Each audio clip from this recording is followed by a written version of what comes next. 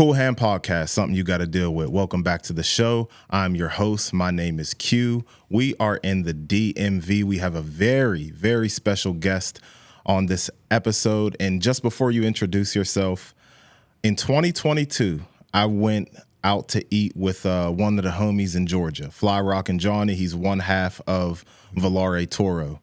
And we were chopping it up about the brand. And he said, you want to know who's like one of the first people to really do this and make an impact? And he said, do you know Art? I'm like, who's Art? Like, I'm thinking it's the name of somebody. He's like, Art, always respect time. I'm like, no, I don't think I know what that is. And he put me on to your brand. And it's crazy how things kind of come full circle. It went from somebody telling me about you in Georgia to me sitting across from this man. So guest, please introduce yourself. I'm Curtis. I am the founder of Art, and it is my clothing brand. Curtis in the building, man. Welcome to the show. Thank you for being on this episode. And this is a big deal, man, because when I was able to take a look at what you got going on and have some of the garments. By the way, I'm arted out. I got the latest really joint on. I got some drip, and I got my rag. I wanted to put it around the mic on some Rap City stuff. The basement. I don't want to obstruct the camera view, but we got our flags out too, our art flags. So yes, as I mentioned before, we're in the DMV.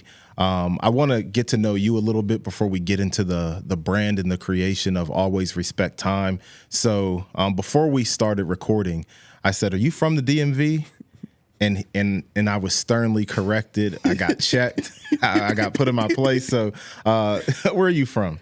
I'm from Washington, D.C. For people who don't know, the DMV is the D.C., Maryland, Virginia metropolitan area. We have a metro system, and if it runs through these places, it's part of the DMV.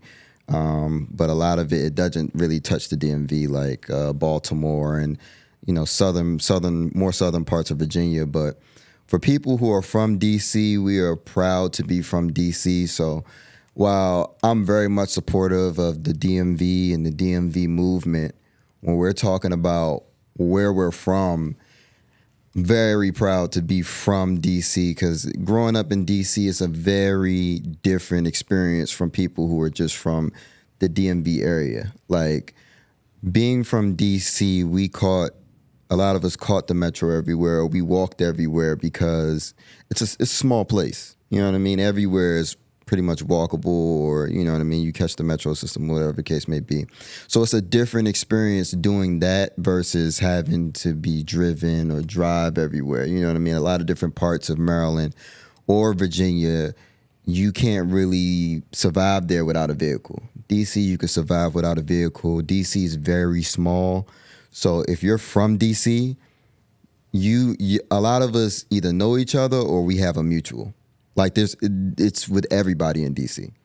Got you. So that we're very proud to be from DC. I'm more specifically from Uptown DC, but I have family from all over the city that allow me to have a very, very deep root and deep ties to the city. Got you. So what's the culture like in DC? Now I see he's wearing New Balances, and I associate New Balances and I think Asics. Y'all got Asics too, right? Y'all made Asics hot. So more so New Balance, any of the runners. I'm just gonna go out there and say any of the runners, because I know for a fact that there was a point in time where I would wear, like, I'm heavy into Saucony's, and Asics too, all the cool runners that are becoming popular and they driving the price of them up now. We kind of been on that, and to the point, like, a lot of times you mentioned New Balance, we would wear New Balance other places, and they would try to clown us for it. You know what I mean? But now, New Balance is everywhere, and I'm happy for them, and I don't have a deal with New Balance, but I'm happy that they have taken an initiative. They've been active in our city and basically paying homage to us for them being as big as they are now. Got you. Because even Wale, he got a song called New Balances. Yeah. Nike boots. Nike boots. A lot of stuff. I think Wale is like one of the bigger artists from the area. So being able to, see him and see his little swag, his drip and everything, and make songs called Nike boots, make songs called New Balances. So what else is the DC culture like just in general? Yeah, I mean, you brought up, just to touch briefly, you brought up Wale. Wale is, it's funny because he is culturally, he's pretty much the epitome of what DC is like stylistically. Mm-hmm. You know what I mean? And I've watched him for a long time inspire a whole, genre and generation. You know what I'm saying?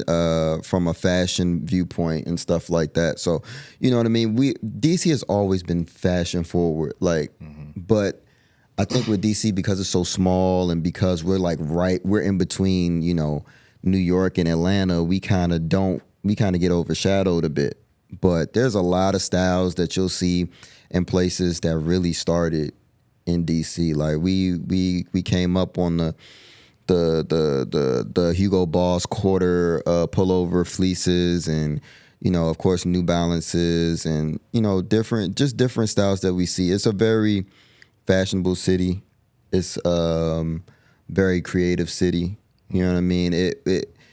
It's the best of, you come to DC, you can get the best of all worlds if you're with the right people. You know what I mean? A lot of people come to DC and they just do the tourism, museums, and the White House and the Capitol. Like, I doubt I've ever been to the White House, inside the White House. You walk past it, but it's like, you know what I mean? Yeah. It's like, but like when you get down to it, like there's a lot of different culture here. We went through a lot of things that a lot of other cities went through. Like, you look at a Detroit or a Baltimore, that's like a city that is getting built back up. DC was that. DC was a point where it was just, vacant, poverty, crime, drugs, you know what I mean? And we found a way to just kind of build it up, and we're trying to, as much as it's being gentrified, we're trying to keep it, the essence of it, you know what I'm saying? DC nickname is Chocolate City. Mm-hmm. So we're trying to keep that essence, and I think there's a lot of good people around that are really driving that as well. Because it's DC has always been looked at as a place of opportunity for our people. Got you. Got you. Yeah. And always respect time is pushing the culture forward in DC, by the way. If you don't know, you know now. So what was life like growing up for you in DC as a youngin'? What was you into? So it's funny because I learned growing up that there's not a lot of places like DC. Like growing up, like we were outside. We have go-go music. A lot of people know of go-go music, and a lot of people don't like go-go music. But I always tell people, because a lot of people hear go-go music like through MP3 or whatever the case may be. But what people don't understand about go-go is that there are people who go in and record go-go in a studio. But typically, if you're hearing go-go, you're hearing a live rendition of it through audio. And it's not really music to be played back through MP3 or whatever the case may be. And when we do play it back, it's more so of the nostalgia of actually being at Go-Go's. Go-Go's is just a place of, you would go there. We don't really have a lot of gangs here. We just have neighborhoods. And so you would go to the Go-Go and you would have a T-shirt or something, or you'll put your phone up with your neighborhood, with your hood on it. And, the Go-Go will be playing, and we call it Stamp Your Hood. They'll shout your hood out, and everybody from that hood will go crazy. They have the photo booths that your whole hood come and take a picture in the photo booth. Lot of dancing, you know what I'm saying? Probably a lot of health code violations, but it's nothing like a Go-Go. And so, like, even now, the go-go's are a lot different now. I don't think people can get the true essence of a go-go now, but there's still some places you can go and get a good sample of it. But there's nothing like a go-go. So going to go-go's and going to school, you had to know how to, we call it joning, or you had to know how to defend yourself verbally, because you walk into that. I'm talking about, like, it's crazy. 7 a.m, you walk into the lunchroom and you already got somebody like getting on you. You know what I mean? So, like, a lot of people who are from DC, very sharp with the tongue. You know what I mean? Like in New York's the same way. You get a New York person, especially on like the basketball court, a New York person and a DC person, funniest thing ever, going back and forth. But it's a lot of that. And just the fact of just being able to be connected to so many people. You know what I mean? Like in DC, if you had the true DC experience growing up, you were able to interact with other schools and people all over the city through various means. There's summer youth programs that connect so many people. So now growing up, I can't walk through DC without seeing people that I know of, or, oh, that's related to so-and-so, or whatever the case may be, because, of how small it is. Yeah. You know what I mean? That's what's up, man. And music-wise, so you talked about the go-go. What were you coming up listening to? So a lot of my old heads were listen to Southern music. Okay. So you'll find that a lot of old heads' favorite rapper from DC is Scarface. A lot of 3 6 Mafia. A lot of Rap A Lot Records. A lot of Southern music influences. Project Pat. You know what I mean? Just anything Southern. That was more our thing. And of course, we listen to, everything else, what I mean? Hip hop, and, what I'm saying? We also love DMX too. Okay. But yeah, that was pretty much it. But now it's we're trying to do our own thing. And I think it's a great the music scene here is great. A lot of different artists that offer a lot. We've had a lot of different artists come out. Of course, my name is Curtis Jackson, so I was kind of forced into a life of just being, loving 50 Cent, and I listened to a lot of 50 Cent growing up, and G Unit, and just coming up in that time where the rappers were really doing what they said they was doing. Yeah. So experiencing that and stuff like that. That's why when you have artists like, and I know this is becoming a dragged out topic, but when you have something like a Drake and a Kendrick going back and forth, for me, it's very exciting and fun because it's something that we can watch and be heavily invested in without having to worry about somebody like dying. Yeah. You know what I mean? Yeah. And so when people who don't understand see us getting excited about it, and they're like, oh, why don't they just fight? And it's just like, nah, this is the art of, hip hop. It's competitive. Yeah. So in between those figurative lines of the microphone, we doing whatever it takes to win, and I like that. I like that. People from DC are very competitive. You know what I mean? We're very. It's a very deep sports scene city. Even though lately, a lot of athletes are coming out from the area that we know of, like Caleb Williams. He went to Gonzaga High School, which is in DC.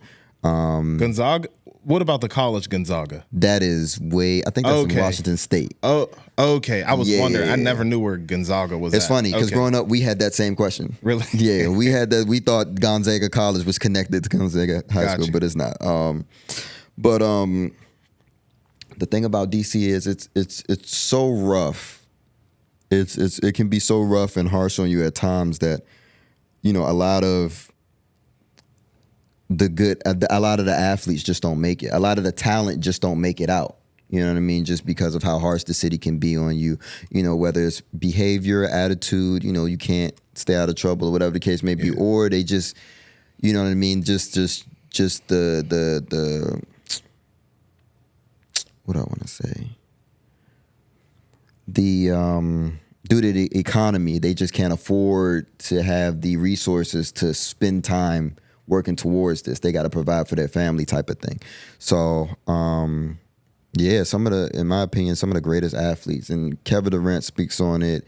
You know what I'm saying? You'll see, or even Gilbert or John Wall, people who have played here and have gone out and, watch the Goodman League games down there in Berry Farms. Berry Farms is a neighborhood in Southeast DC, and they have a basketball court there where we have a Goodman League that is similar to the Drew League. Okay. Where the best athletes in DC are out there going at it, and NBA players come through there and they play. Like during the NBA lockout, you know what I'm saying? There was a lot of players who would come play in the Goodman League. Okay. You know what I mean? So,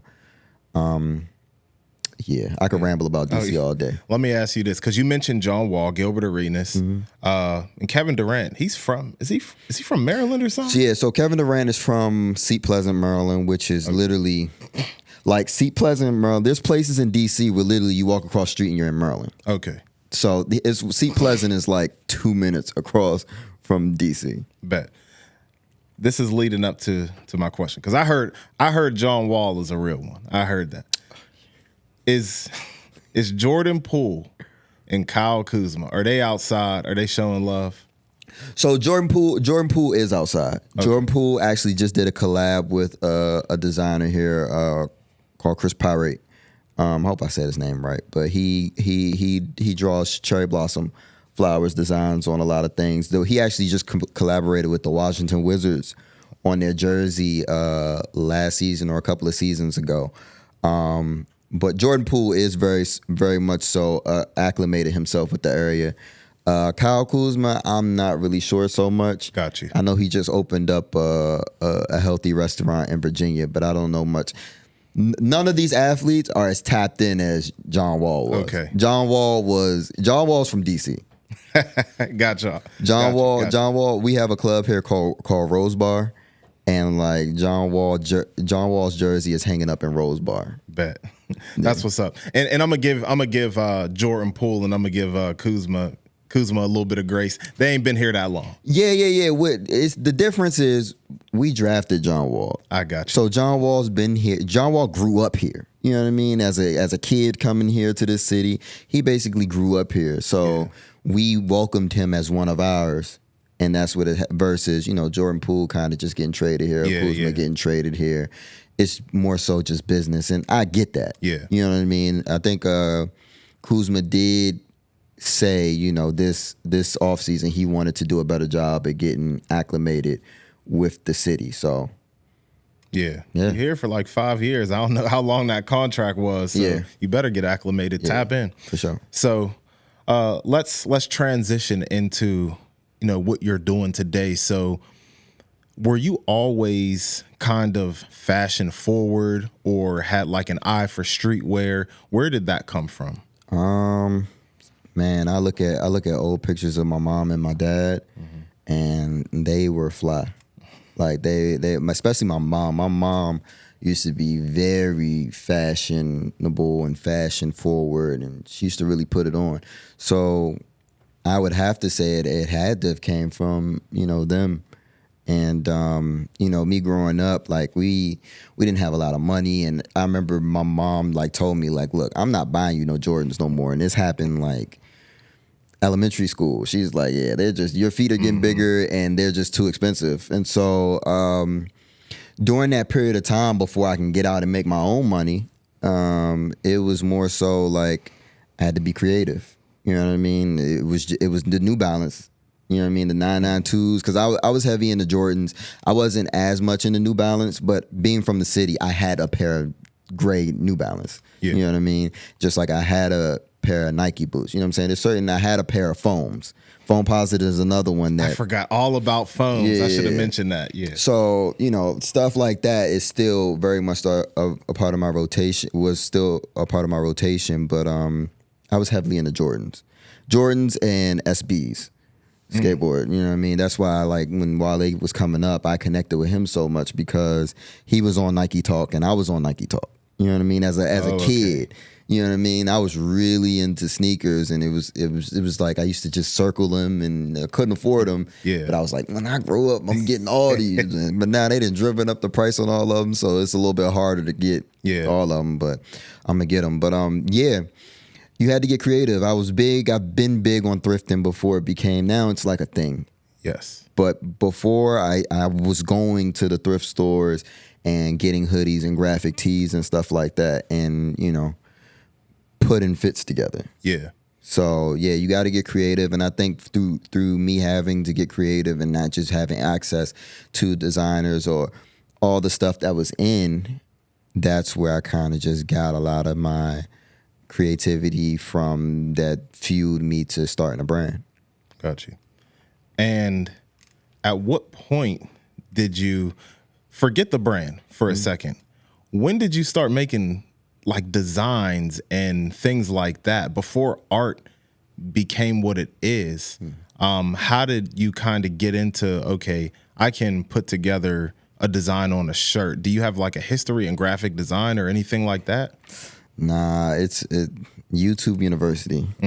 Like I didn't go to school for none of it. Actually, so I went to my high school, it's McKinley Tech. It's a technology high school. Okay. They have 3 technology programs, biotechnology, information technology, and digital media. So we had a motion capture room in the high school. Okay. We had, biotech labs. We had, digital media. So I was able to touch a lot of different stuff, you know what I mean, there. And there I learned how to work Adobe Illustrator, Adobe Photoshop, different 3D rendering programs and stuff like that. So, and web page design, I touched a bit of that there too. So I think that's where it started as far as just kind of now being able to do a lot of it on my own. But as far as designing clothes, that was never my thing. That was never my thing. That came through just me being close to people who started a brand before me. There was clothing. I went to high school with a guy named Malik, and he started Eat, the brand, Elevate All the Time brand. And he started that, I want to say, like around 2016, 2017. And I was able to watch him grow his brand to the point it was and still is, in my opinion, the biggest brand to come out of this area or in this area as of recent time, where he was like the first one to start doing collaborations with New Balance. He has 3 collaborations with New Balance. And this was before Joe Freshgood started. This was before, what's his name? Action Bronson started. Like before collaborations became a thing, he was one of the first ones to get his collaborations with them. And so watching there's another girl, her name is Deja. She started Zella Famani. And there's another one, a friend of mine, Marty. He has Plastic Missiles. Watching them do their brands, and I used to actually model for their brands a lot. You know what I mean? So watching that, I would, give my 2 cents. But, at the end of the day, it's like it was their brand, and, just watching and picking up on certain things, it was like, all right, let me see what it takes to do this. Mm-hmm.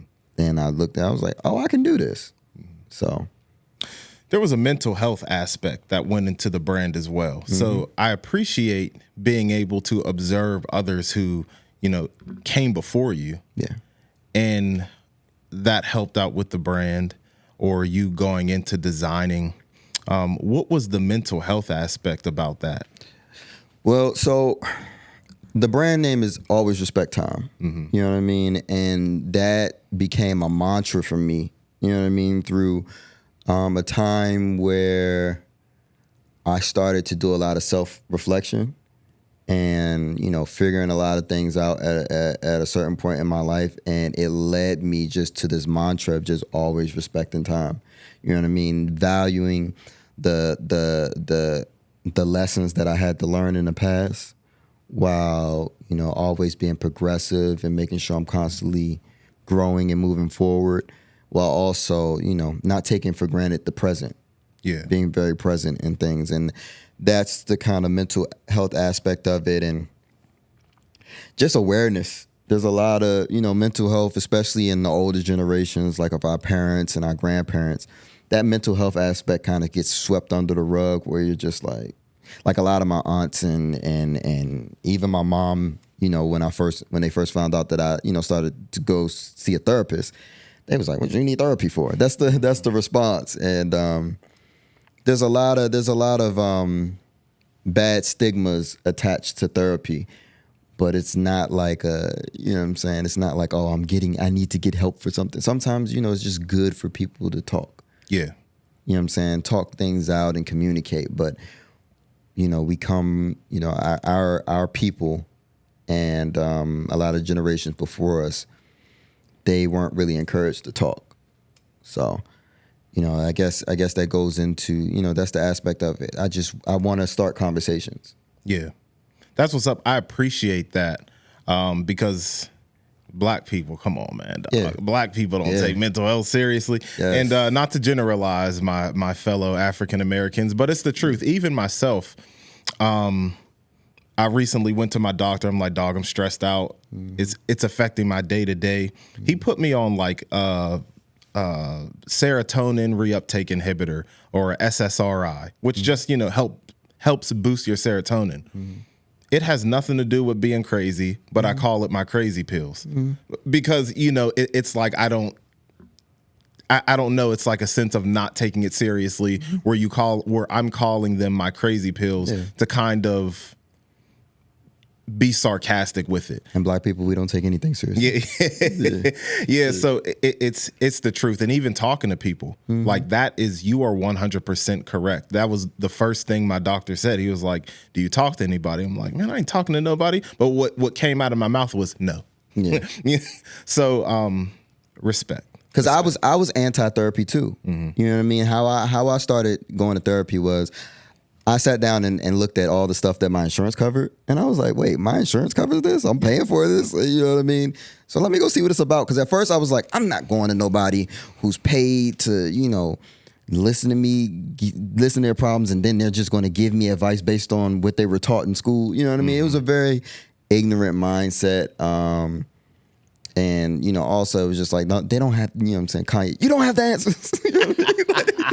You don't have the answers, like, you know what I mean? And then I'm a type of person where I look at people and I'll be like, yeah, this is your profession. But when you get off and you go home, you probably need therapy too. You know what I mean? But, I had to change my view on it because just the conversation, just talking, and a lot of times, like I tell my therapist, she's currently trying to get rid of me because she's like, I think you're fine. And it's just, I'd be like, Doc, it's not even that anything needs to be fixed right now. It's just, I really enjoy having the time set aside to come and worry. Yeah. Now I'm able to compartmentalize, and when stress happens or whatever, when life happens, I'm able to compartmentalize it and wait till it's the appointed time to worry and stress and vent. And then I leave and I feel relief. Yeah. You know what I mean? Just that venting is so relieving. And sometimes, as much as we love our friends and our families and even our spouses, like, sometimes they aren't the right ones to do it to. And it's not an indictment against them. It's just that sometimes they're not able to be neutral or in what we're dealing with. Right. And so that's where a professional comes in, a very neutral, unbiased person who, I go in, sometimes my therapist just sits and listens. Sometimes, she'll sometimes we'll talk, sometimes she'll give advice, and there's an understanding that, hey, you can take this advice or not. Mm-hmm. So, yeah, definitely therapy in all forms. I'm a strong advocate for it, whether it's you're going to see somebody or whether you just talk to a friend. Yeah. Talk. Everybody should just talk, because the only way that we're going to progress is if we talk, because a lot of us are going through the same stuff. It just has a different name to it, different names attached to it. But we all go through the same exact stuff because we're human. And if we talked about it more, then we would have a better understanding of one another, and we'll be able to progress more instead of just constantly being divided and disagreeing on stuff that don't matter. Seek help, folks. Yep, go get help. Talk. Because just one last thing before I'm dragging it out. Yeah. People have different ways to cope. Mm-hmm. And a lot of things that people do are not beneficial to themselves because they don't want to seek help. So they find comfort in something that's wrong. Maybe, you know, popping pills, you don't got the money for pills, you go to heroin, cut with fentanyl. You know what I'm saying? So, you know, and it doesn't even have to be drugs, just something that's not beneficial to yourself. So, thank you. So, you know, there's the mental health aspect to always respect time. The first thing that comes to my mind with always respecting time, me, I try to be, to the best of my ability, punctual and early. And this is something I resonate with. Always respect time, because it's something that I would say, I'm like, you're not respecting people's time when you're late, when you have them waiting. If you can do whatever you can to be early or on time, do that. So just like a little personal tidbit about myself, like I like the brand just based off that alone. And there's much deeper meaning as you explained, but it's just something like I really enjoy that. And then, you know, the acronym as well, because it is artistic. It is something, a form of expression. So going back to the beginnings of the brand, at what point did you decide, I'm going to do something? I'm going to make this. I'm going to make this first design, put it on a shirt, pants, hat, socks, and see where I can go with this? I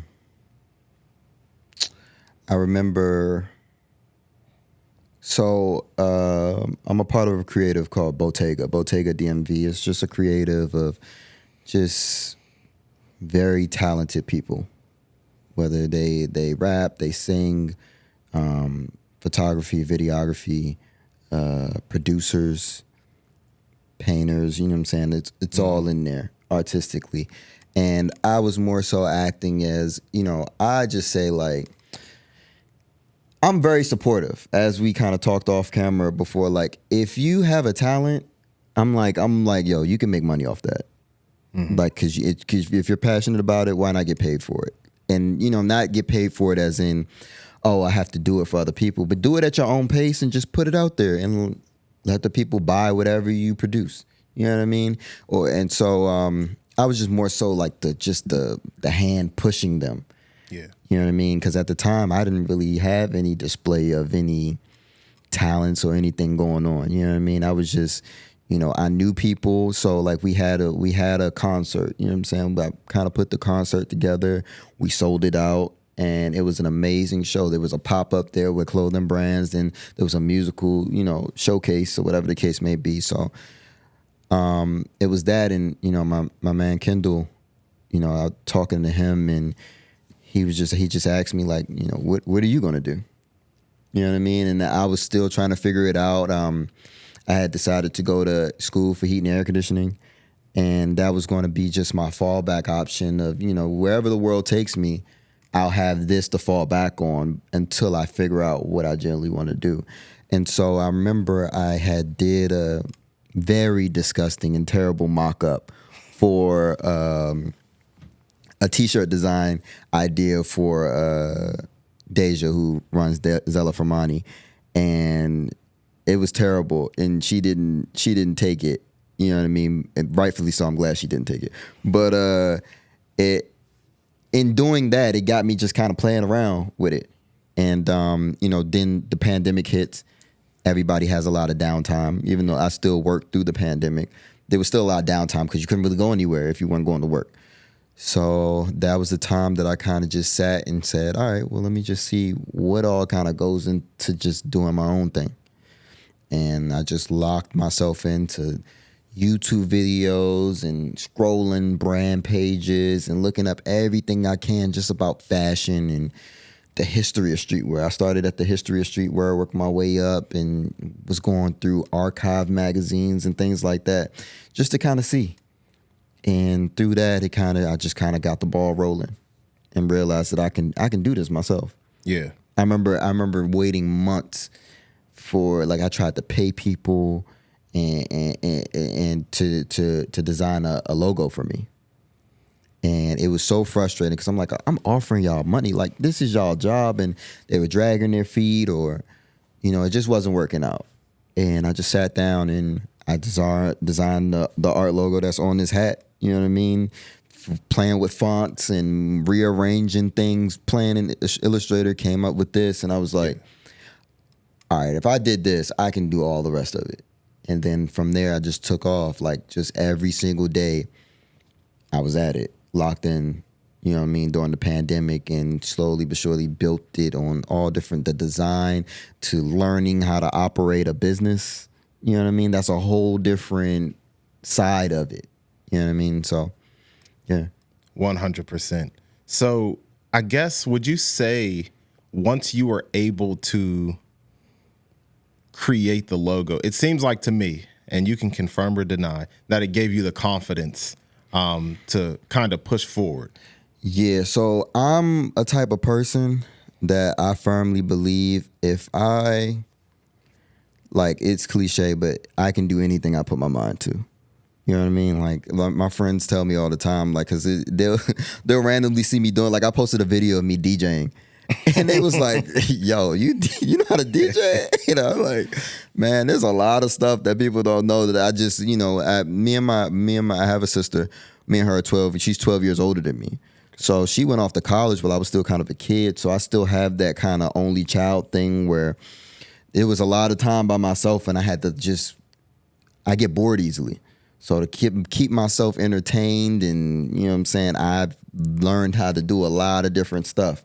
You know what I mean? That I don't really do as much now, but, like, I'll pick up something, and, like, I'll pick up a saxophone right now and start playing it. And I haven't played a saxophone since, like, high school. You know what I mean? It's just like certain stuff. It's like all just muscle memory for me. So it was never a thing of, you know what it is? It's like, it's almost like the Kanye thing where it's like, either you wanna see it, like, if this works, then I'm really as much of a genius as I believe I am in my head. Yeah. Because in my head, I'm like the greatest, most interesting person in the world. But, like, it's not even the type of thing where I'm above anybody else. That's how I feel everybody should feel about themselves. You know what I mean? But that's definitely the type of confidence I have about myself. But of course, going into things, I'm a very realistic person as well. And you go into things and you're like, maybe you're not. And so when you do the logo, and again, when I did my first T-shirt design, I did my first T-shirt designs were go-go flyers. Back in the day, there was a lot of go-go flyers that would be passed out to show which go-go would be popping this weekend. And I took some of them vintage go-go flyers and kind of put Always Respect Tom, edited in the flyer and put my logo on it somewhere. And that generated a lot of people like, oh, I love this. When is this going for sale? And that kind of was the spark to say, I'm really as much of a genius as I think I am in my head. You know what I mean? And that's what kind of got the ball rolling on, like you said, that's what built the confidence. Once I got the logo, and once I put out, just posted the first design and started showing people the design, you know what I mean? That's what kind of got the ball rolling. Yeah. And the progression of the brand, can you talk about the progression? And I'm asking this because you don't just have one uniform design that's just stuck on every single piece of every piece that you release. Yeah. So how has the brand progressed? And this drop was the first drop in 2020? Yeah. Okay. So from 2020 forward, and before we get to that, how was the success of the first drop? Man, so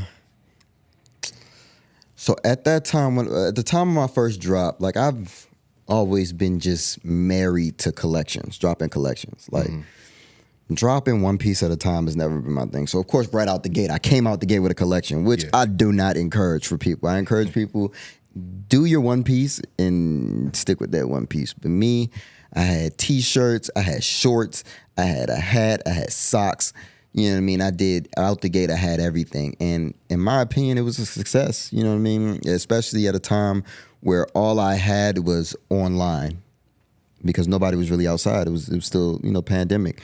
So, I didn't really have any expectations in my mind. And I'm like this to this day. If one person buys my stuff, then that's a success for me, because especially in this economy, especially at the way the economy was at the time of the pandemic, where everybody was just uncertain about what was going to happen. A lot of people was concerned about their jobs and stuff like that.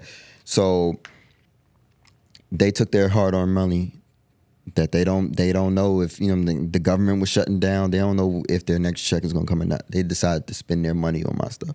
And, out the gate, my stuff was priced reasonably, but at the same time, it was priced reasonably for, a high-end streetwear. You know what I mean? I like, very early on, some of my favorite brands were Billionaire Boys Club, or, I have a lot of respect for Kith, even though he's kind of like my unspoken rival of like motivation. Because when I look at Kith, I see everything that I want to do, but he just has all the resources to do it. Got you. And so it's like, I see him and I'm like, oh, I need to.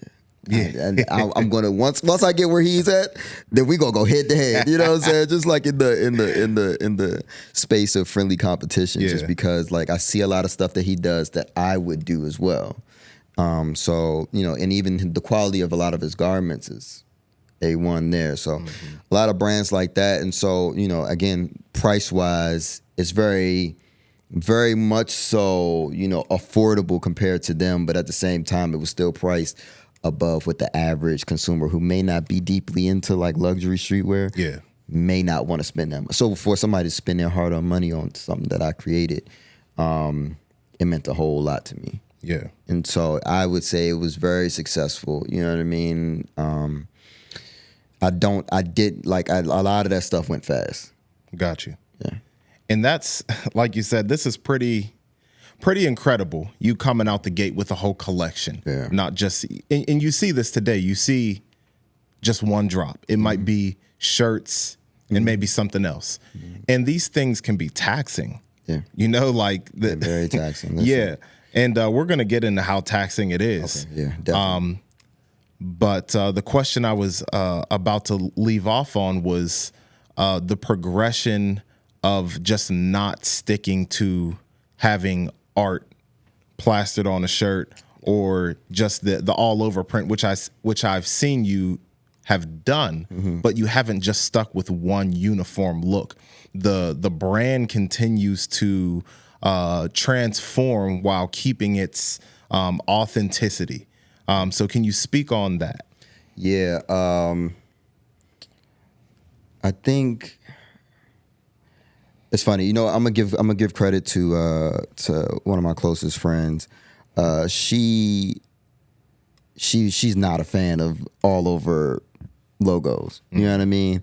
And so we had that conversation.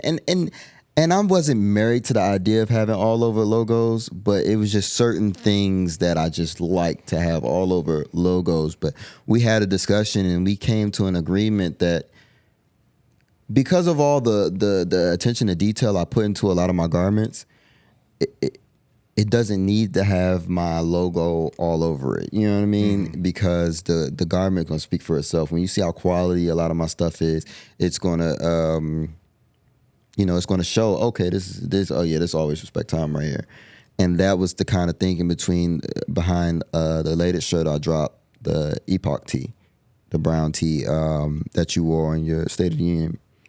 Subscribe to the Patreon if you want to see it. Subscribe to the Qool Hand Patreon. But not having my logo on it, and a lot of people ask me like, how do I know this is an art tee? I'm like, well, look at the tag. But you know what I mean. Otherwise, it's the garment. You know what I mean. And even the definition which I put on the back of the shirt, you see how it connects to the brand. Yeah. So not always having to let people know that this is art. You know what I'm saying, sometimes just letting the garment kind of speaks for itself. And getting creative with your design. You know what I'm saying? I think at times I feel like it's lazy on my part to just create a shirt and just have my logo on it. Mm-hmm. You know what I mean? So that's what's up. And my wife, she's behind the camera, the executive producer. She's wearing the Epox tee, and she put it on too. Yeah, like, she put it on too. I'm gonna need a picture for the page from both of y'all. Absolutely, she got that stuff on as always. Yeah. So, and that's another thing too. Like it seems like you're very self-driven, self-motivated when it comes to these things, because I think if you reach a level of success and you found success in your first drop, it seems like you continue to have success with your drops, and you can just get complacent and content. Like, I have a good thing going, I'm not gonna change too much because I'm straight, I'm good, I know what I'm doing. Mm-hmm. So how do you stay motivated to do more? How do you keep pushing yourself? Man, that's a good question, because it's not just about me at this point. You know what I mean? I learned very early on, even before I started the brand, that, you know, I was always the type of person where if it's just up to me, then I don't really care about much of like consequences was never like a thing of fear for me. Like, it's like I can deal with consequences, whatever it is. I'm going to do what I want and deal with whatever happens. But as I noticed growing up, sometimes we all kind of get this responsibility that we didn't ask for other people. Yeah. Where other people are looking at you, younger and older than you, as an example in one way or another. And you're responsible for your actions affect them as well. And so now with the brand, it's not even about me anymore. It's about, you know, the people who are looking to me and inspiring other people, you know what I mean, who may be in that in-between phase like I was. Like I mentioned earlier, we're all human. A lot of us go through a lot of the same things. Right. And so I like to open that space, that vulnerability, that line of communication of, you know, whatever you're going through, you're not alone. And we're going to all do this together, as we should. Yeah. So that's kind of that's what drives me, the fact that it's not just me. Because if it was up to me, I would have no reason I would have no why. You know what I mean? There's no, you know, I'm a very content person. I don't really need a lot for myself. So, you know, I'd be very content with just living a regular life somewhere.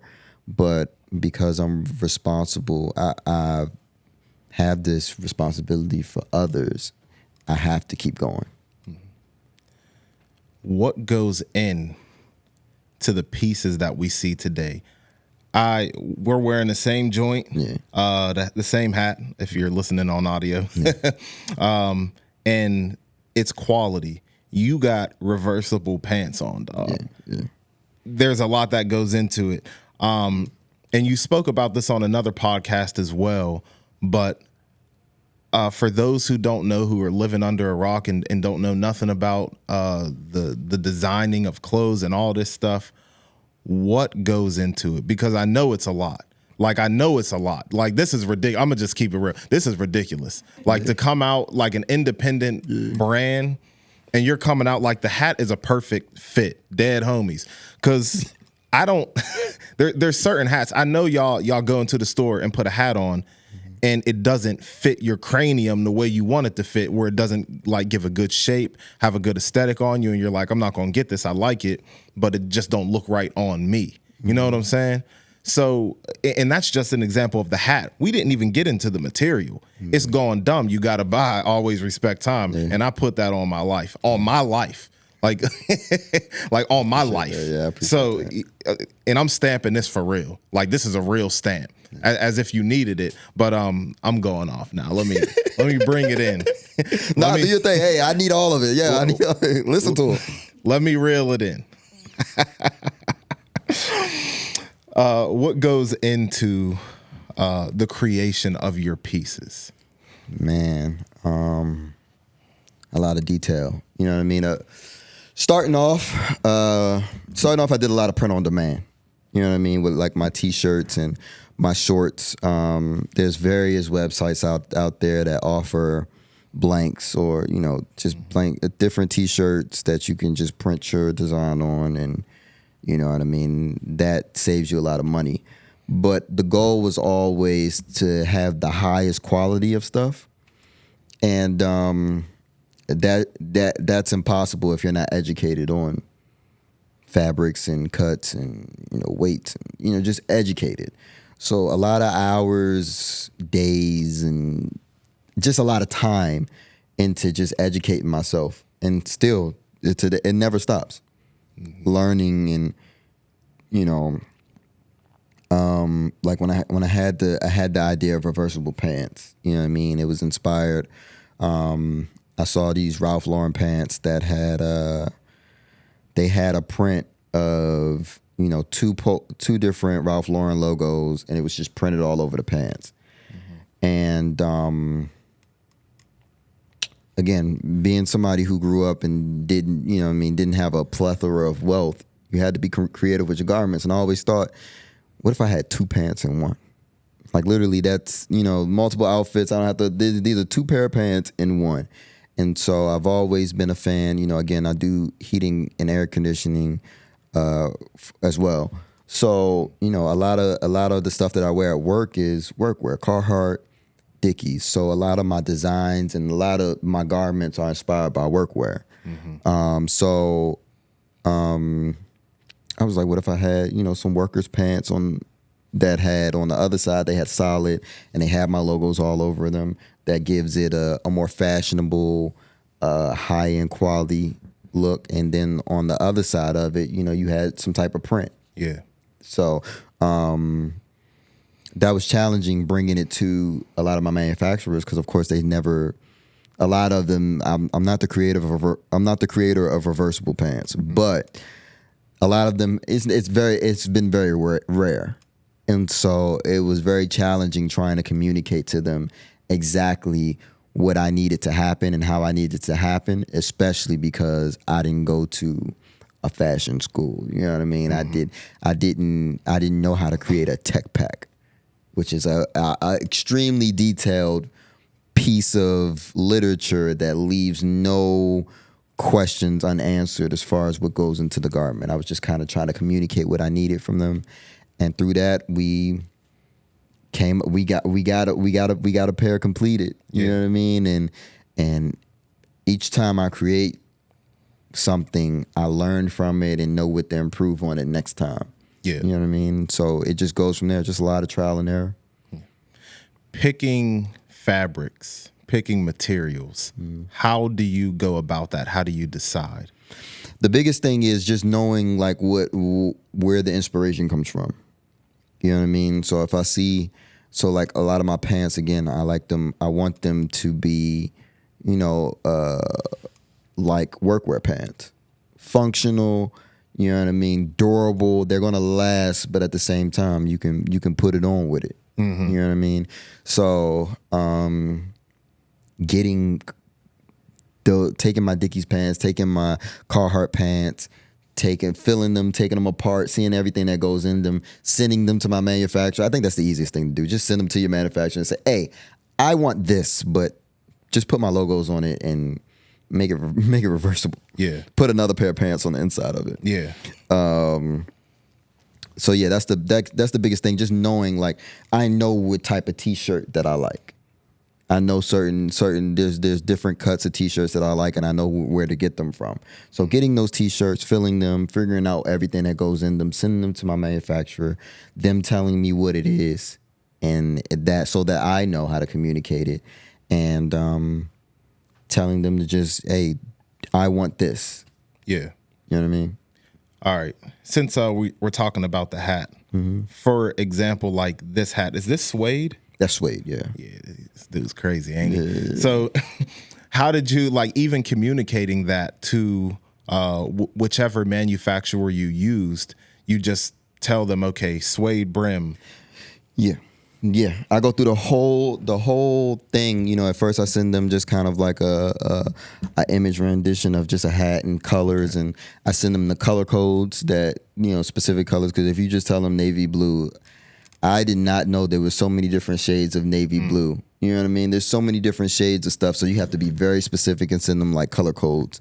And from there, I tell them materials, which the suede brim wasn't that bad because they have suede hats. So they can do that, but you know, just specifying, hey, I need this suede, I need this cotton twill, and I think the biggest thing about the hats were the real snakeskin on the strap, because of how expensive that is.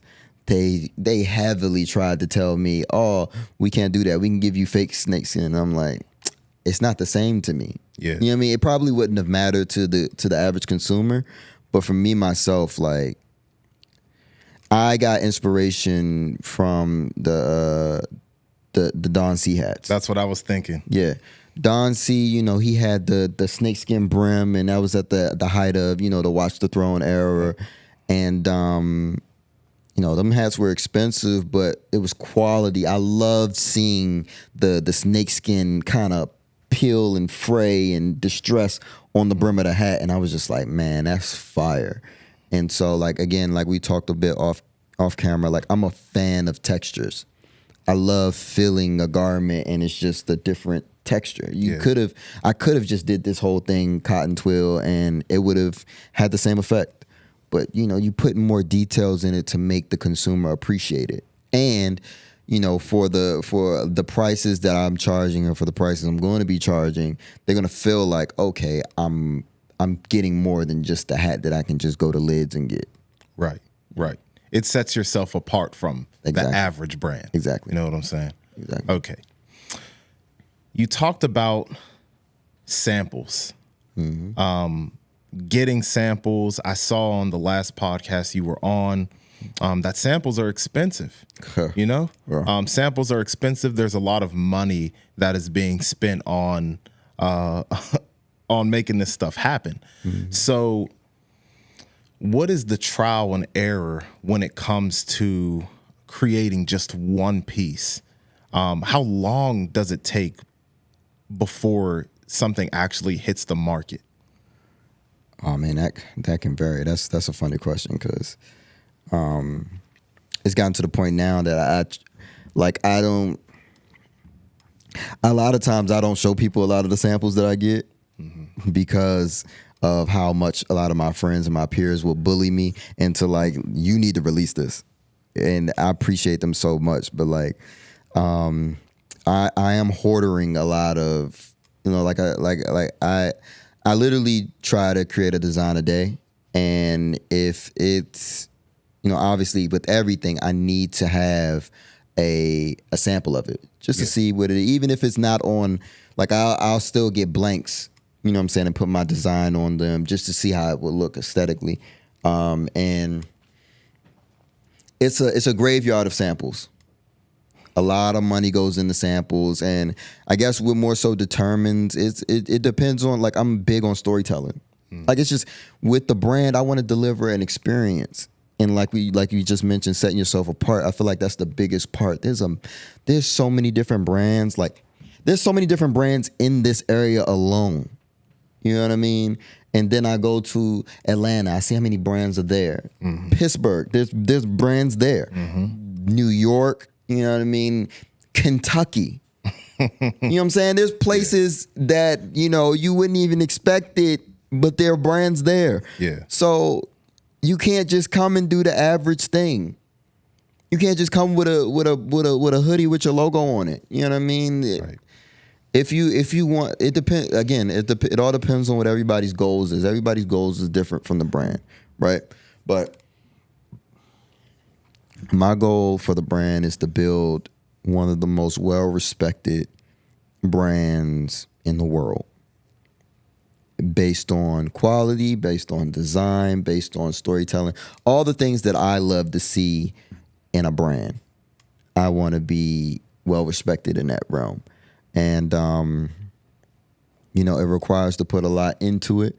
Mm-hmm. And so I guess, when it comes to the storytelling and stuff like that, that determines what pieces get dropped, because with everything that I drop, I have to drop it with a visual.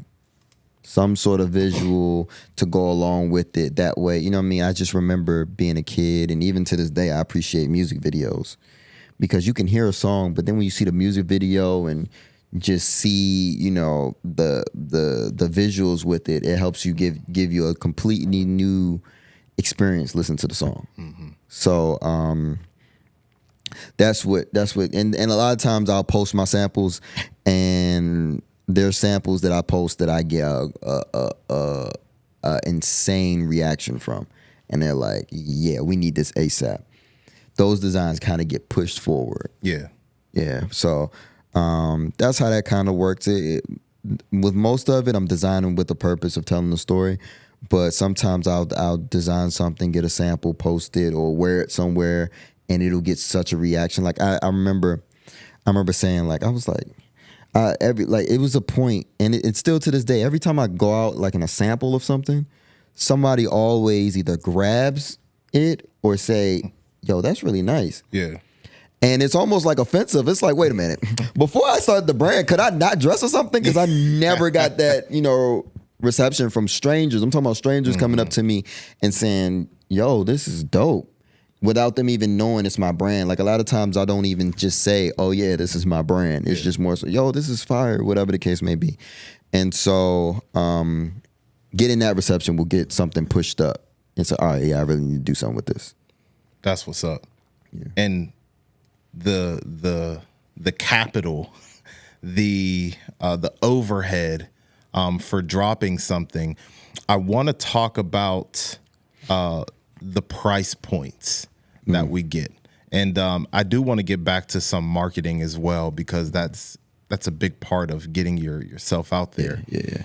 But you talked about samples before, and just how expensive it costs to get one thing done. Yeah. Right. Was it $300 for the Clocks jacket, just for the sample? Yeah, that sounds about right. Yep. Yeah. So, and I think the Clocks jacket runs at like $175. Exactly. Right. And it's quality, by the way. We didn't get, too into it, but go check out the website and see what it's about. Yeah. But you're spending a lot of money on these things, and these are the things that people are not going to see. They're going to see the website and the final product. What goes into the price points of Always Respect Time? Listen, I just spent $500 on a sample jacket. You know what I'm saying? Like, it hurts. It really hurts, especially. So, like, I always look at with what my manufacturers charge me for a sample. I look at that actually as the retail price.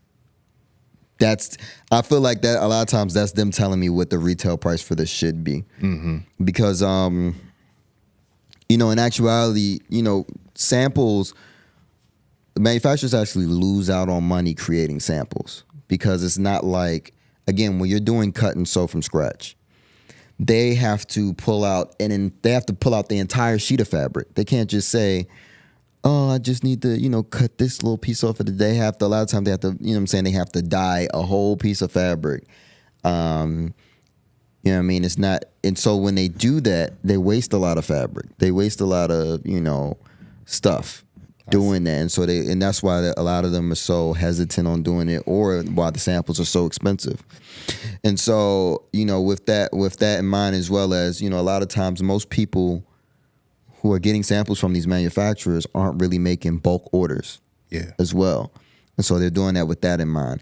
And so, as far as my price points, I try to stay reasonable, right? Because I feel like I'm still fairly new in the game. Okay. But I try to stay competitive. So I'm always looking at, the brands that I like to be in the same conversation with. I always look at their price points and kind of try to compare and stay competitive with them while being reasonable. Yeah. But the prices are definitely going up soon. You know what I mean? I kind of, recently, I took a break, just like a year and some change off from dropping anything or because I wanted to take that time to just kind of, I was moving too fast, and I wanted to kind of get ahead and educate myself more on everything, especially the business side of it. And so with that being said, I took time away from my consumers who were expecting, more drops from me. And so when I came back, I kind of dropped my price points just to kind of welcome everybody back in and say, and let everybody know, hey, I'm not leaving again. I'm here to be consistent. You're going to get something from me every year. Yeah. And I'm going to be outside now, where I'm going to be, reachable. And so that's the mindset behind those price points. But, the price is definitely going up. Okay. Just because I see the landscape, and I'm severely undercharging for the quality that I'm presenting and everything that goes into it. And for the people who don't know, who may not even own a piece by Always Respect Time, let's just take a T-shirt, for example, and you've dropped, like, I can tell the fabric or whatever's used for this T-shirt is different than the Mike Tyson tee that I just bought the other day. Yeah. So what are some of the materials? How can you describe some of the quality when it comes to your pieces? So the Iron Mike tee that you're referring to is heavy. You know what I mean? I'm real into heavy garments. So, just a different weight of cotton. You're talking about 200 plus GSM. GSM is like the measurement of how they measure cotton, or fabric. I'm real heavy on 100% organic cotton. The T-shirt that you're wearing has about 5% polyester in it. 5 to 10% polyester, but that's because the color, you can't really achieve that 100% cotton. But and it still feels fine. So I'm a stickler for quality in fabrics. Like, I don't want nothing on me that's gonna itch. Like, I want everything to be comfortable. And so the mindset is like, I dropped the Iron Mike tee in the fall. It was heavier. This I dropped in spring, summertime. I want it to be lightweight. You know what I mean? You'd be able to be comfortable in it when the temperatures are high. While I prefer everything to be kind of heavy, even my hoodies are like heavy, but it just depends on again the story I'm telling, how I envision these garments to be worn, and the time I'm dropping them. What is the story you're trying to tell? It depends on the garment, but essentially the overall message is we are all intertwined and connected. Community. We're all here together. Everything is art. Podcasting, art. Cooking, art. Doing your hair, art. Makeup, art. Wherever you work at, that's an art. You know what I'm saying? Being an electrician, art. All of it's art. We're all artists in some way, shape, or form. You know what I mean? Time is something that we can't control. We can't rush it. Once it's gone, we can't get it back. And so we all are in this fight against time where it's like, oh, I don't want to waste my time. I don't, you know what I mean? Or you're just anxious because you don't know what's happening tomorrow. Yeah. Or your present situation may not be exactly where you want to be. We all have to deal with that. And so the story is, again, like I talked about earlier, starting the conversation, communicating. I just want to start the conversation. Whatever the conversation is, I want to start the conversation. Because the more we talk, the more progressive we are as people. You know what I mean? And that's not even on no activist stuff. That's not even on no let's unite and take down. It's just more so. It's just more so like, yo, we're all here together. Yeah. For how long is debatable. You know what I'm saying? Everybody has their theories and stuff like that. But the fact remains, we're all here together. Yeah. You know what I'm saying? You go to work with co-workers that you don't really know and you may not really mess with, but hey, we're here. Because we all are trying to be here to provide for our family. And so while we're here, let's just, be more community-based and divided. Mm-hmm. You know what I mean? And that's my biggest thing. You know what I mean? Just figuring out, and I feel like the biggest thing that divides us is people not having a conversation, not being open to having conversation, and open to understanding perspective. Mm-hmm. Like now today, it's not even for me. It's not even about right or wrong with me today. It's not about who's right or who's wrong. If we disagree on something, it's more so understanding why you feel the way that you do. Yeah. Why you think that, how your perspective on it, and understanding what goes into you getting to that point where you feel the way that you do, and communicating that back if the other person is open to it. That way we understand how each other thinks, and now when it's no longer a conflict, because even though we don't agree on something, I understand how you feel, and so it's not going to be a conflict. Yeah. Because I understand how you feel. I may not agree, but we have an understanding. 100%. So just so much that goes into art in general. Yeah. So thank you for expressing that. Yeah.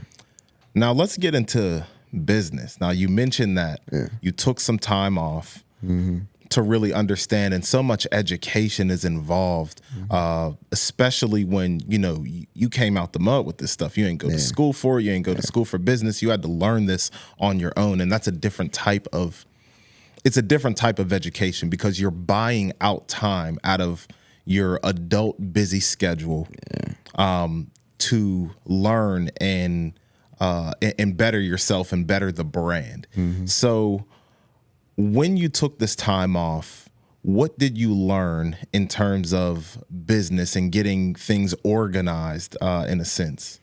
That I hate every aspect of it. Like, listen, whoever's out there watching the podcast, if y'all have a business degree and y'all just want to come in and just run the business, all I want to do is design and market. That's all I want to do for my brand. Mm-hmm. I will hand over the keys to my business to somebody. LVMH, you know what I'm saying? If y'all want to come, buy the brand and just give me a position in the brand. Yeah. For sure. Just let me creative direct and market. That's what I love to do. But, it's a lot, man. Taxes, like the paperwork, I'm not an organized person at all. Yeah. Like scheduling and stuff like that, that's not my thing. I wing it, and but like you have to be so organized and keep everything documented, and it's just very frustrating. A lot of paperwork, and it protects you though. You know what I mean? All these things are for protection, because we live in a world where business is business, and so to protect yourself, you have to stay organized and keep up on all these things. But man, I would just love if I could just pay somebody to do it. Yeah. Or, listen, I'm not rich, so, for a little bit, you might have to just do it for the love and collect your reparations once we get to where we're trying to go. Yeah. But yeah, no, seriously, I would literally, even if you want to act as like a subcontractor, I would love to just I would pay you for your services. Yeah. Artists taking interns. Yeah. And paying for hire. Yeah. So tap in if you're watching this. It's a great opportunity. So getting your business right. And there's just beyond making the clothes. You mentioned marketing. So I'm just going to assume you enjoy it. You get something out of marketing. So there's the clothing aspect. We have the business aspect, which is huge. Mm-hmm. Marketing. Now you can drop the firest clothes in the world. Mm-hmm. You could drop the firest design, the hat, woo, all that stuff. Mm-hmm. But if nobody can see it, it's gonna go nowhere. Yeah. So how do you navigate marketing? Man, that's a fun part, because I love challenges. Challenges are what really keeps driving me. If I don't really have a challenge, if I don't have if I can no longer compete, if competition is no longer a thing, that I don't really see much of a purpose for me being. You know what I mean? Because it's just like I just love the constant challenge of having, and that's what a brand provides. It's a constant challenge of things that you have to figure out, and I love it because it keeps me busy, it keeps me focused, it keeps me locked in. But trying to figure out what people want. And one of my favorite things to do, I love to just go out by myself. I'll go do a happy hour by myself, or I just go somewhere by myself and sit and people watch. Yeah. And I just take in so much just information and what people like, what people want, what people don't like, and what they're not into. Sometimes I'll find myself in conversation with, strangers about different stuff about life, and there you just get so much information. You know what I mean? I'm also there, talking about people because, again, like we talked about before, I come from that where, like, easily off the break, you see, you just ready. So, but yeah, just seeing what people want, and now when you're going into design, or you have these pieces and you're thinking about how to get people interested in it, because you're outside and you're actively seeing what people want. Yeah. And in the campaigns, because when you go on the Always Respect Time Instagram page, the photo quality, it looks like there's some things that taken place in a studio. That comes with organization, setting these things up, but how much time goes into the marketing aspect, getting a photographer, getting models, all of that? Man, I've been fortunate enough to be in contact with a lot of different photographers and videographers, and man, it becomes overwhelming because I want to continuously work with all of them. But sometimes, like, there's some that I just haven't worked with in a while, just because I'm just I just have so many at my disposal. You know what I mean? That I can hire at any point. So that's been really fun. Models is a challenge, but I'm learning to work around that, just because again, when I want everything to look as professional as possible. When you look at my page, I don't want it to look like, oh, that's my friend, or that's my family, or that's so-and-so, and he has a little brand. Yeah. I don't want nobody to ever refer to what I got going on as that, just a little thing. You know what I mean? I wanted everybody to look at it like, oh, that's the brand. You know what I mean? Yeah. And part of that is just having everything just look professional aesthetically out the gate. You know what I mean? So my first big collection, I had my first collection that I dropped online, but my first fall collection, I went and shot it in a studio and made sure everything looked professional. I created a lookbook and everything, just because as a new brand, I wanted out the gate everybody to know that this ain't your man's little brand. This is legit. You know what I mean? And I want it to be treated as such. You know what I mean? Like when you refer to my brand, and when you reach out and contact me in regards to the brand, or when you reach out to the brand page and you're talking to the brand, treat it as if you're talking to Dior customer service. and part of that is making sure, so many different small businesses and black businesses want that respect, but don't understand that they have to deliver that service at the same time. So also me assuming the responsibility to deliver that type of experience that warrants that respect of these already established places. Yeah. You know what I mean? So, real big on just having everything try to look as professional as possible with the resources and the limited resources and the limited capital that I have. Yeah.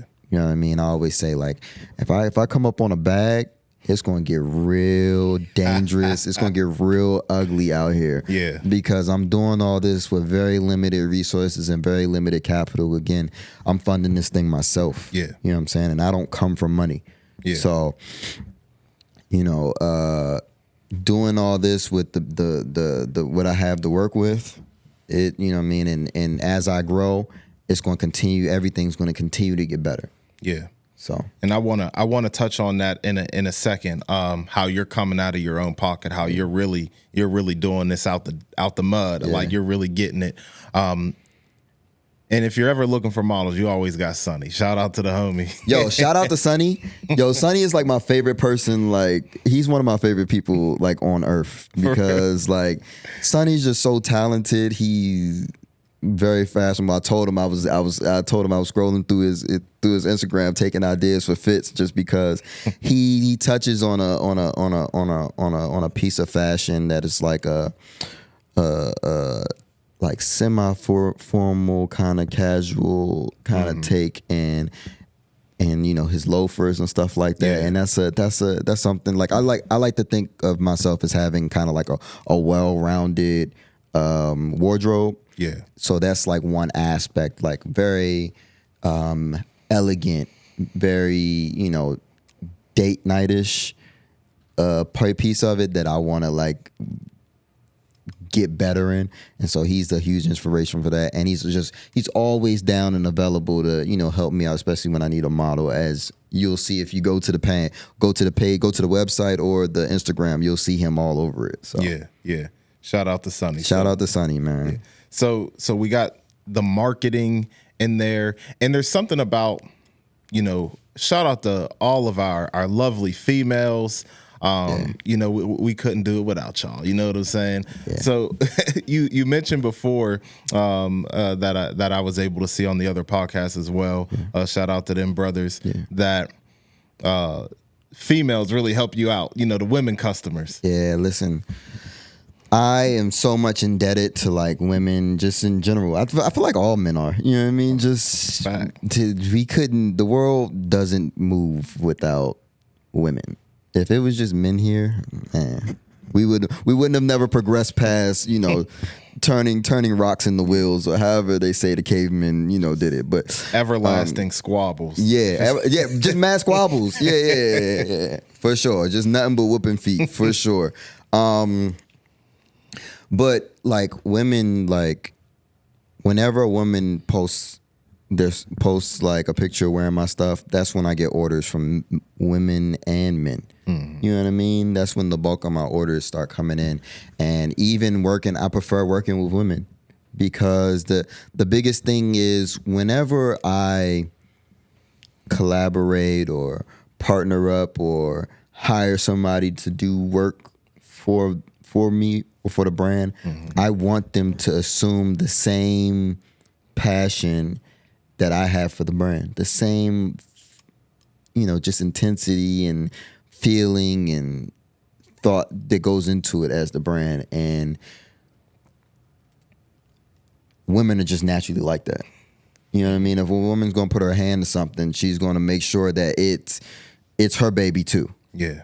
You know what I mean? And I really appreciate that. And why I just prefer, like, you know what I'm saying, just to work with women, just because I never have to worry about that. Yeah. And not to say that there's some passionate guys out there that really do the same, but man, when a woman puts her touch on something, they really know how to execute, for sure. So I can't do it without them. And I say it all the time, I'm indebted to them, because I owe them a collection and a line as well that I've been working on like tirelessly, just because I want it to be, women's clothes, and a lot of women know it's the hardest thing ever, because you know what I mean, especially doing a whole clothing line. Yeah. Like, because the clothes just fit every woman differently, because they're all just shaped differently.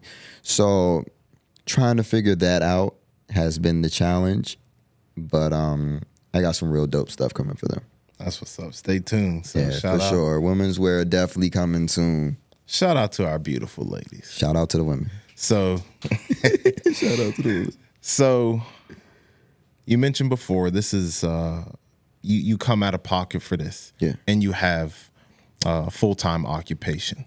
You mentioned a couple times throughout the podcast, you do HVAC. So this ain't, you know what I'm saying? This ain't no pretty boy. Like, it ain't like I just got daddy's money or a trust fund baby. And you see, and that's another impressive thing that I want to throw in there. You get the quality from someone who's coming out of pocket. And I did want to mention, you said before, not on this podcast, but that there is no budget on quality. Yeah. Like my manufacturers would say all the time, like, oh, this material is cheaper, or this is cheaper. And they'll try to, if you don't specify what you want from them, they'll always try to throw in the cheaper way to do something. And I'm not a fan of that at all. Yeah. Whatever it takes to get the best quality or the best out of whatever it is, we just gonna have to figure it out. Because we not sacrificing quality, because that's the name. That's the name of the brand. Like it always, of course some things happen, but I don't want it to ever become a thing where people get my stuff and they're like, oh man, this joint shrank crazy. Yeah. After one wash, or the stuff is peeling, or it is tearing apart, or whatever the case may be. We're not creating trash over here. We're creating lasting garments.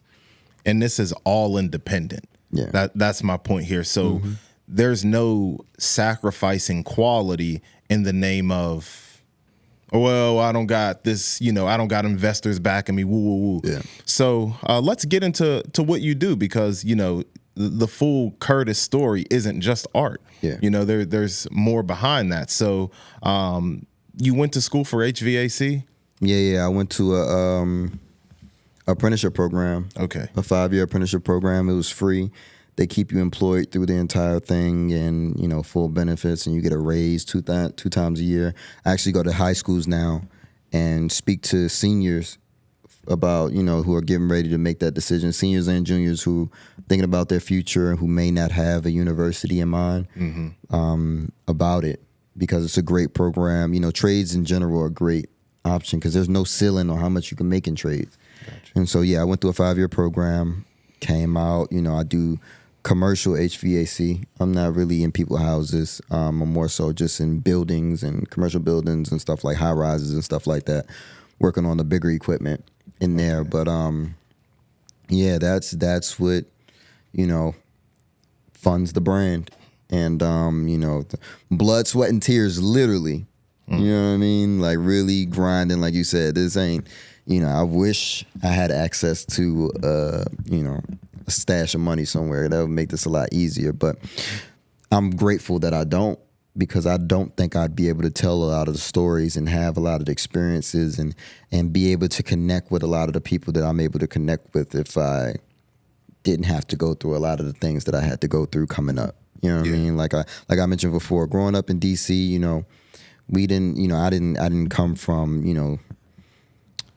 I didn't come from the hole in the wall, trenches, but again, like I always liken myself to like somebody like how Nas, speaks as somebody who, maybe didn't engage in a lot of activities or was a consistent person who consistently engaged in it, but you're exposed to it. You have your your moments where you have your hand in it. Yeah. But for the most part, you're so close to it that you're able to give a detailed depiction of what's going on around you. Mm-hmm.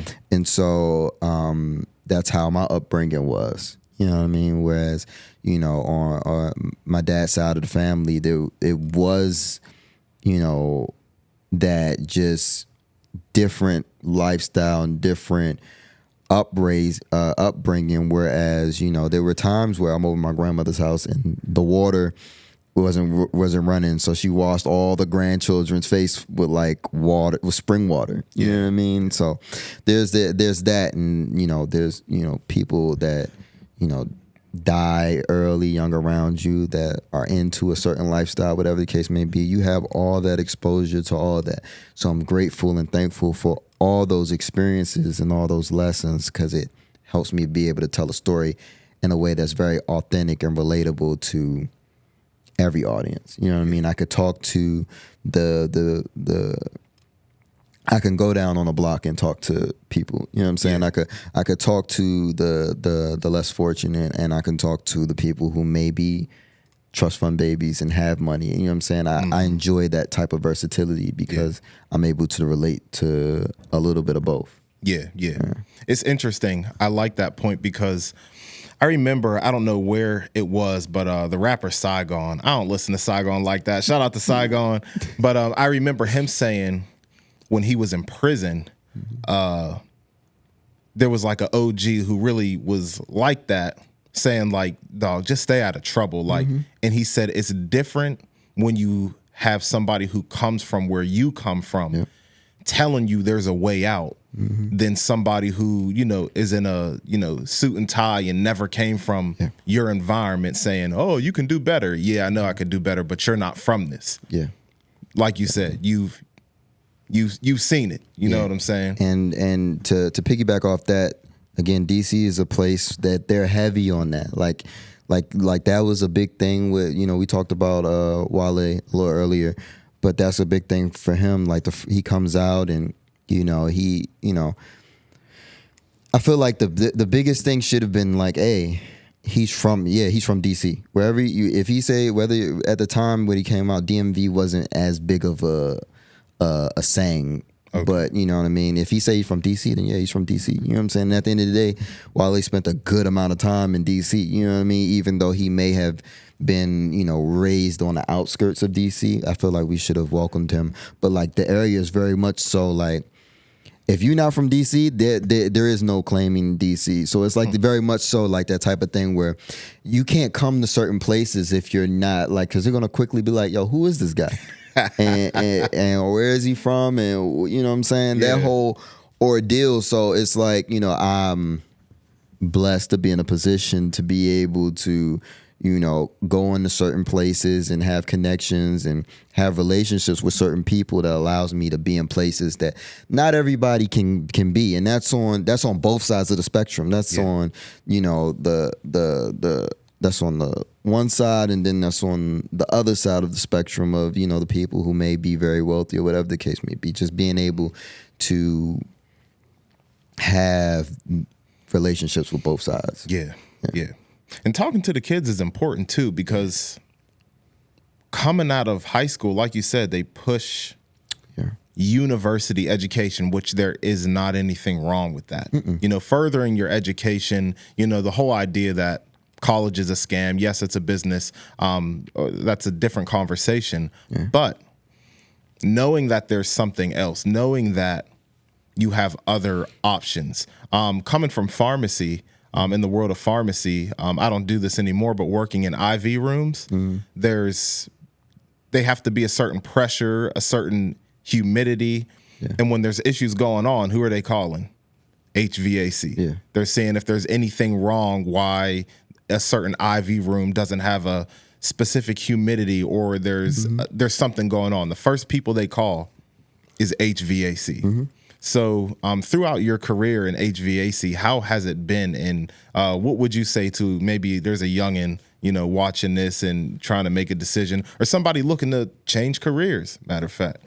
Yeah, man, listen, I chose HVAC because it covers multiple trades. Like I know how to do a little bit of carpentry. I know how to do electrical. I know how to do plumbing, all from HVAC because it covers all of that.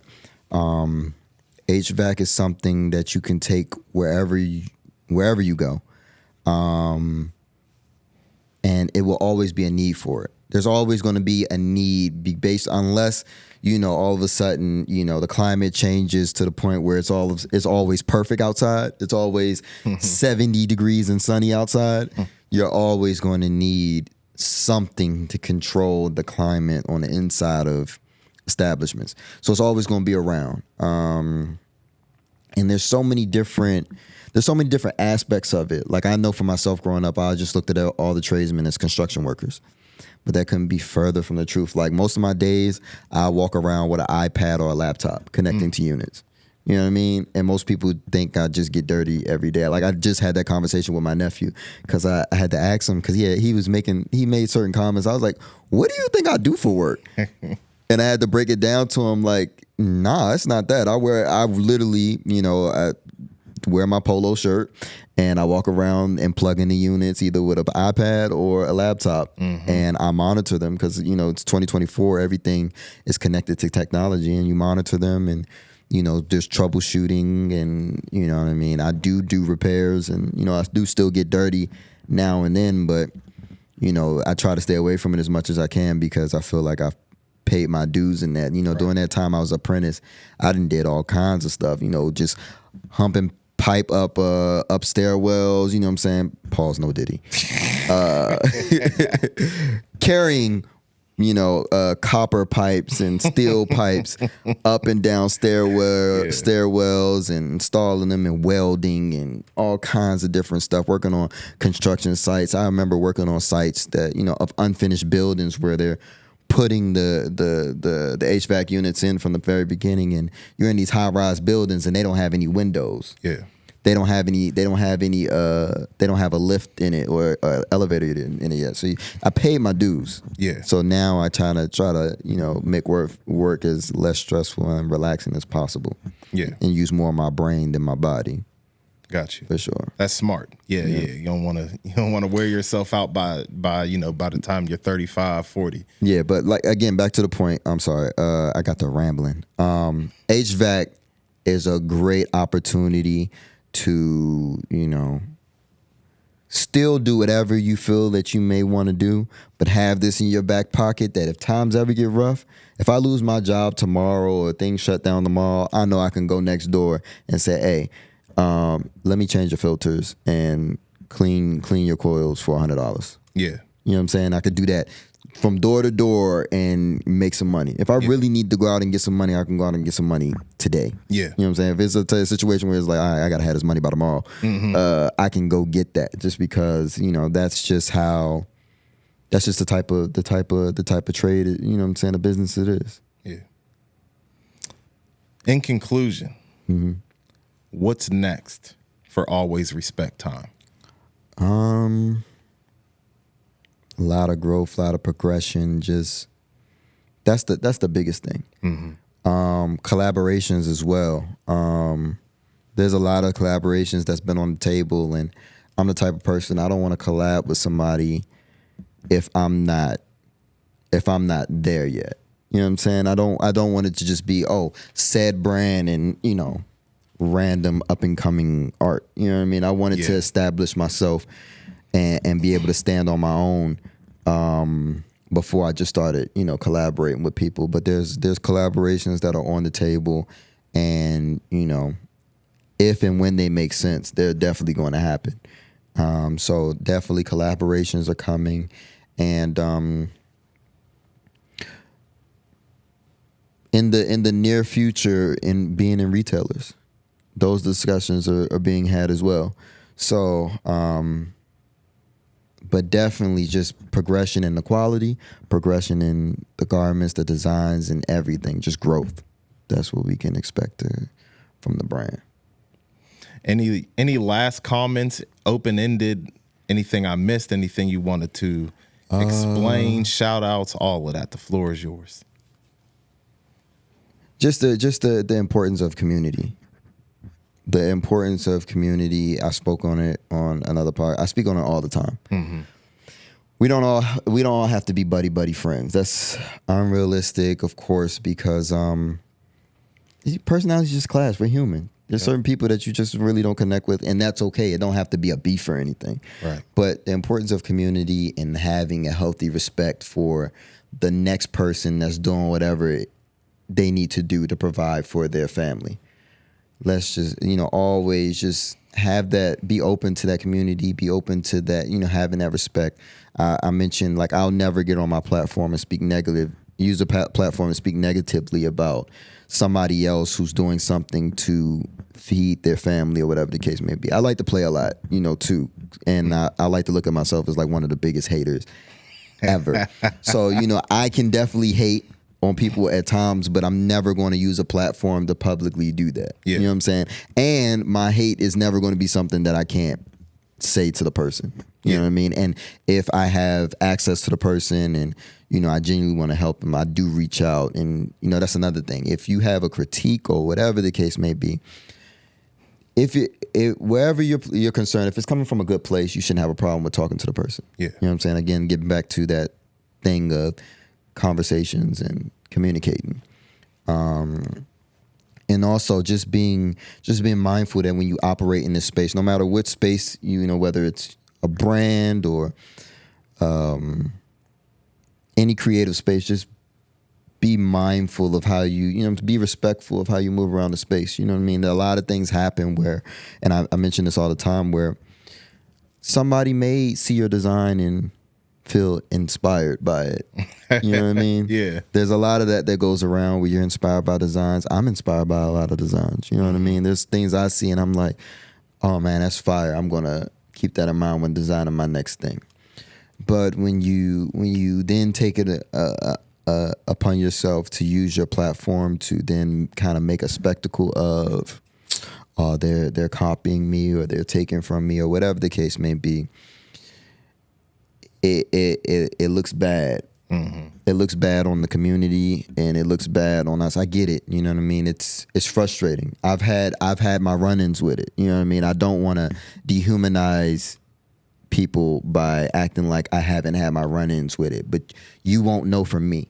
Yeah. My friends around me, people around me, they'll send me stuff all the time. Like, it's and I'll be like, yo, just chill. Like, it's cool. Like, you know what I mean? At the end of the day, my perspective on it, if you're that invested in that one design, you know what I'm saying, to the point that you get offended when you see somebody either steal or get inspired by something you're doing, then I don't feel like you're creating enough. You know what I'm saying? Because you can still a design of mine, but like I have so many different designs and unique designs that I have just, in the stash that it's just like, okay, you can have that one. Yeah. You know what I mean? At the end of the day, you know what I'm saying? If you make money from it, you make money from it. Again, I'm not encouraging the thievery, but I think the mindset behind it is we all get inspired from something. Fact. So if you come out and use your platform and say, this person or they're stealing from me, you leave yourself open to have people watch you closely, and now,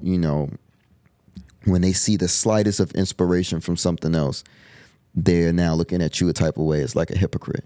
You know what I'm saying? I think a lot of times that's what us as humans have to be careful with doing. Mm-hmm. Don't try not to put yourself as on a pedestal and separate yourself so much that you kind of alienate yourself and put yourself in a position where now when you do something very human, nobody gives you that benefit of the doubt to be human. And always respect time, man. Straight from DC, 50 Cent, everybody.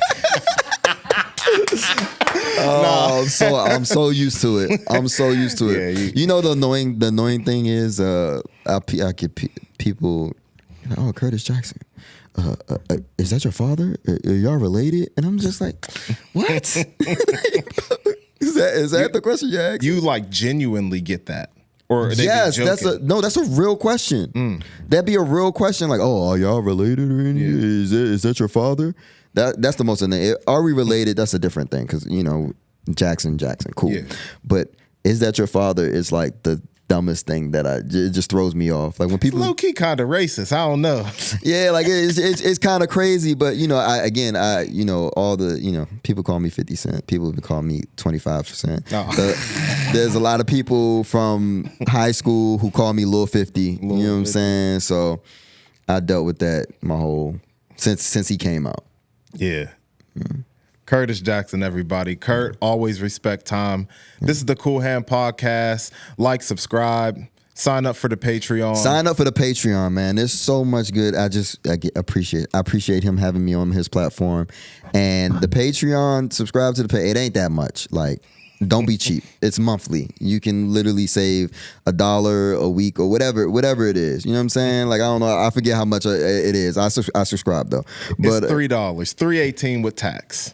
$3. You know what I'm saying? Like, you can save $3 a month. You got $3 a month, and there's some really good content on there already. So please subscribe to this man's Patreon because what he's doing, what they're doing over here, and shout out to Kayla for sure.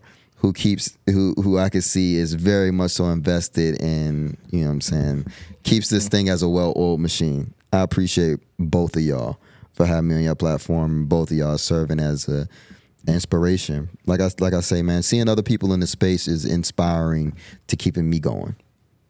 Same. Likewise. I always knew I liked him. Qool Hand Podcast, something you got to deal with. Easy. Yeah. That's it.